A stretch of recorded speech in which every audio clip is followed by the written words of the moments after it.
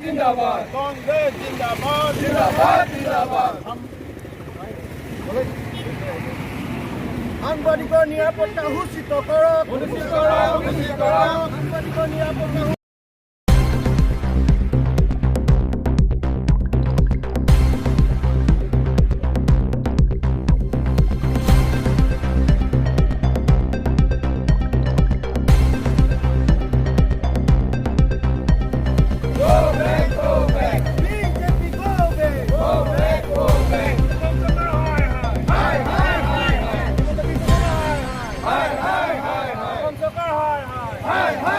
কাৰ্যান্বয়ন কৰা অসমৰ মুখ্যমন্ত্ৰী প্ৰথম এজন দেখিলোঁ।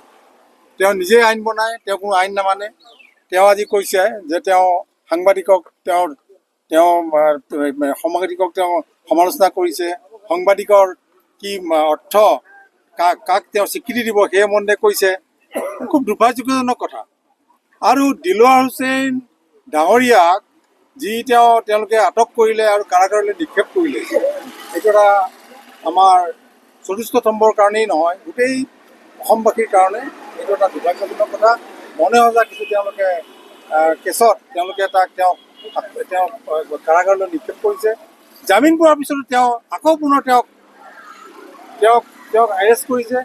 এইবিলাক কথা এইটোৱে বুজায় যে মুখ্যমন্ত্ৰীজনে তেওঁ ভাৰসাম্য হেৰুৱাই পেলাইছে। তেওঁ এতিয়া যাকে পায় তাকে তেওঁ কামুৰিব লৈছে আৰু তেওঁ নিজৰ গাদীখন যে তেওঁ সুৰক্ষিত নহয়, অসমৰ ৰাইজে যে বিতুষ্ট হৈছে তাৰে তেওঁ প্ৰমাণ পাইছে। আজি চাওক, তেওঁ পঞ্চায়ত নিৰ্বাচন অনুষ্ঠিত কৰিব পৰা নাই। আজি তেওঁ নিযুক্তি দিয়া গুৱাহাটী বিশ্ববিদ্যালয়ৰ ভাইচ চেঞ্চেলাৰজনৰ আজি যিটো অৱস্থা, যিধৰণে তেওঁ আচৰণ কৰিছে, সেইটো এটা দুৰ্ভাগ্যজনক কথা। প্ৰতিটো ক্ষেত্ৰতে আজি মুখ্যমন্ত্ৰীজন নিৰাশ হৈ পৰিছে যে তেওঁ যিধৰণে ইচ্ছামতে অসমখন চলে বুলি ভাবিছিলে, ইচ্ছামতে তেওঁ যি ইচ্ছা তাকে কৰিব বুলি ভাবিছে, কিন্তু ৰাইজে তাক প্ৰত্যাখ্যান কৰিছে। সাংবাদিক বন্ধুবৰ্গই তেওঁলোকক প্ৰত্যাখ্যান কৰি আছে আৰু তেওঁৰ এই পৰ্টেল বা অন্যান্য যিবিলাক নিউজ চেনেল আছে, তেওঁলোক লাহে লাহে এই চৰকাৰখনৰ বিৰুদ্ধে গৈ আমাৰ ৰাইজৰ পক্ষত থিয় দিছে। সেইটো তেওঁৰ এটা ডাঙৰ মূৰৰ বিষ। নমস্কাৰ সাংবাদিক বন্ধুসকল। আৰু সাংবাদিকসকল হ'ল গণতন্ত্ৰৰ চতুৰ্থ স্তম্ভ, আমি সকলোৱে জানো। আৰু এই চতুৰ্থ স্তম্ভই সাংবাদিকসকলে কি হয়, সমাজৰ প্ৰকৃত যিখন ছবি, সঁচা ছবিখন ৰাইজৰ আগত, সকলোৰে আগত প্ৰতীয়মান হোৱাকৈ দাঙি ধৰাৰ প্ৰচেষ্টা কৰে। তেওঁলোকে বিভিন্ন ঠাইলৈ গৈ পিনে বহু কষ্ট কৰি বোকা পানী গছকি তেওঁলোকে সংবাদ জগতৰ সৈতে জড়িত হৈ থাকে। সাংবাদিক সংবাদ তেওঁলোকে সংগ্ৰহ কৰে। কিন্তু কথাটো হ'ল, যেতিয়া সমাজৰ প্ৰকৃত ছবিখন সাংবাদিকসকলে উদঙাবলৈ চেষ্টা কৰে বা দিবলৈ চেষ্টা কৰে, স্বাভাৱিকতে যিবিলাক ভ্ৰষ্টাচাৰী চৰকাৰ, সেই চৰকাৰবিলাকে ভীতিগ্ৰস্ত হয়। অসমত সেইধৰণৰ হৈছে।